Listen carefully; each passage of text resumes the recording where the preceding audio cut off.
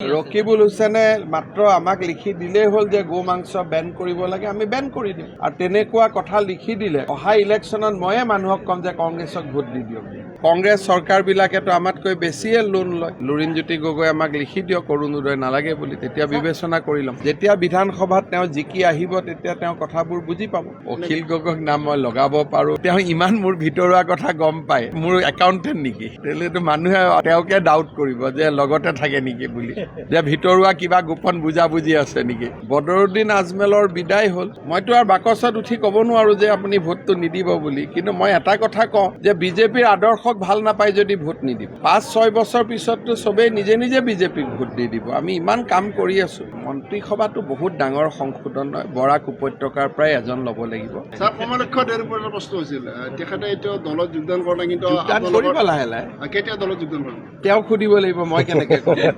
Flyover বনোৱাৰ সময়ত মানুহে বহুত গালি পাৰে যেতিয়ালৈকে কমপ্লিট হৈ নাযায়। আৰু শিলচৰত যিখন ফ্লাইঅভাৰ যেতিয়া আমি বনাব যাম 3 বছৰ মানুহে গালি দিয়ে থাকিব। গতিকে গালিটো কেতিয়া খাম সেইটো সিদ্ধান্ত লৈ ল'ব লাগিব। Situation in Manipur will have definitely some impact in Assam. So we have deployed additional police forces in Barak Valley to see that nothing comes to Assam. It is a very sad things which is happening in Bangladesh. মই ভাবোঁ যে বাংলাদেশত সংখ্যালঘু হিন্দু সম্প্ৰদায়ক সুৰক্ষা দিয়াটো বাংলাদেশ চৰকাৰৰ দায়িত্ব।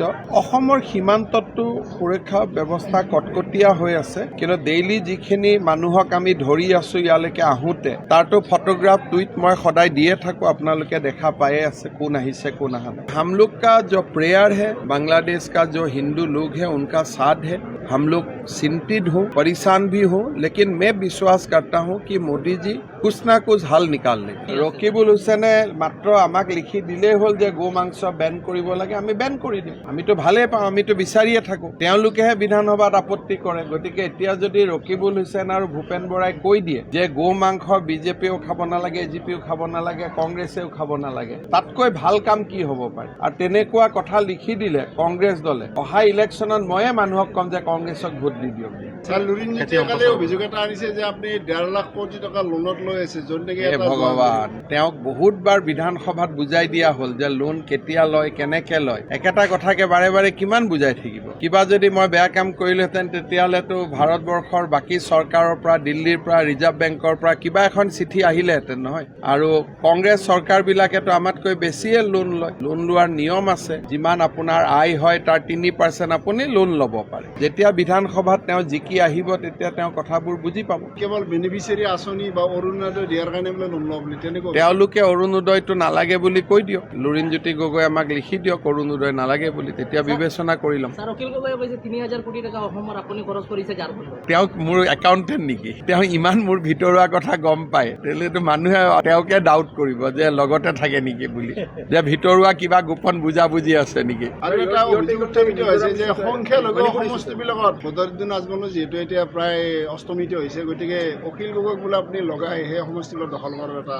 অখিল গগৈক নাম মই লগাব পাৰোঁ নে কি কৰিব পাৰে? এইবিলাক চব তেওঁলোক একে আছে, এইটো প্ৰেচাৰ টেকটিক্স হয়। বদৰুদ্দিন আজমেলৰ বিদায় হ'ল, কিন্তু আমি সংখ্যালঘু চিটতো আমিয়ে জিকো আজিকালি। আমি লগাব কিয় লাগে? কৰিমগঞ্জটো আমিয়ে জিকিলোঁ, চামুগুৰিটো আমিয়ে জিকিলোঁ, আমি কাৰোবাক লগাব কিয় লাগে? এতিয়াতো ভোট আমিয়ে পাম। আৰু 5-6 বছৰ পিছততো চবেই নিজে নিজে বিজেপিক ভোট দি দিব। আমি ইমান কাম কৰি আছো। আজি কোৰ্ট বিল্ডিংটো হ'ল, ইয়াতো সংখ্যালঘু আহিব, সংখ্যাগুৰু আহিব।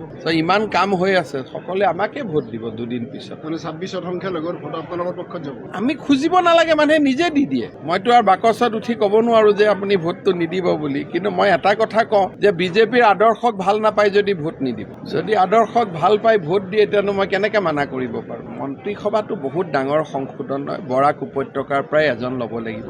গতিকে মই ভাবোঁ যে সোনকালে হৈ যাব। নামটো ক'লে আৰু বাকী কেইজনে বেয়া পাব, গতিকে একেলগে এদিনতে নামটো গম পাম। মই আৰু বৰাক উপত্যকাখনক আকৌ কেনেকে 3 ভাগ কৰোঁ? একেলগে আছে, আপোনালোক এখনেই জিলা আছিল, কাছাৰ জিলাই। গতিকে সদায় মানুহ ভাগ ভাগ কৰিব নালাগে, একেলগে থাকিব লাগে। যেতিয়া মোৰ দেউতাই ইয়াত কাম কৰিছিল কাছাৰ জিলা, হাইলাকান্দি, কৰিমগঞ্জ, শিলচৰ একে, চব বৰাক উপত্যকাৰ মানুহ একেই মানুহ আৰু তাক ভাগ ভাগ কিয় কৰি থাকিব লাগে? কমলক্ষ দেউৰ প্ৰশ্ন হৈছিল, তেখেতে ইতিমধ্যে এইটো দলত যোগদান কৰা নাই, কিন্তু যোগদান কৰিব লাহে লাহে। কেতিয়া দলত যোগদান কৰিব? তেওঁক সুধিব লাগিব, মই কেনেকৈ ক'ম। ফ্লাইঅভাৰ বনালে বনোৱাৰ সময়ত মানুহে বহুত গালি পাৰে যেতিয়ালৈকে কমপ্লিট হৈ নাযায়, আৰু শিলচৰত যিখন ফ্লাইঅভাৰ যেতিয়া আমি বনাব যাম 3 বছৰ মানুহে গালি দিয়ে থাকিব, গতিকে গালিটো কেতিয়া খাম সেইটো সিদ্ধান্ত লৈ ল'ব লাগিব।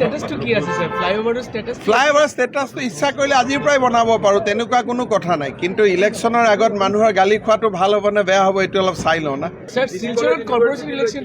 এই বছৰতে হৈ যাব, মানে before this financial year vice chancellor will be appointed. Sir মণিপুৰত কাছাৰৰ এজন লোক নিখোঁজ হৈ আছে, এইটো লৈ কি মণিপুৰ গভৰ্ণমেণ্টৰ লগত আপোনাৰ কি? পুলিচে চাই আছে, কথা পাতি আছে DGP. Will the Jiribam issue have an impact on the Assam?